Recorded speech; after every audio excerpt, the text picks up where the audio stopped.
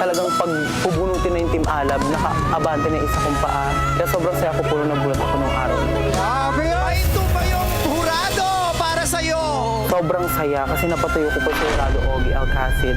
Sa isip ko, ay eto na, magkakapuntos na kami ulit. Ramdam. For me, that was perfect. Para sa akin, perfect. Nung na-announce na po na ako yung panalo that day, Raven Haynes ng Pangkatalab! sobrang saya na nabigyan ko ng isang puntos ng Team Alab at malaki na po yung chance namin na makapasok sa second round. Ang mundo ko'y umiikot sa pagpapatawa, ngunit dito sa tanghalan ako'y magmamarka bilang isang pirit diva.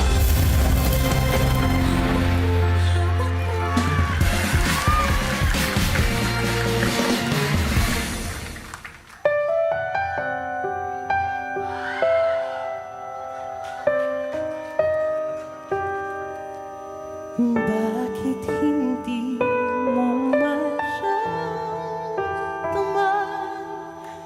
Ikaw sa akin ay mahal ka. Ako sa'yo kaibigan lamang. Paano nga ba di ko matanggap?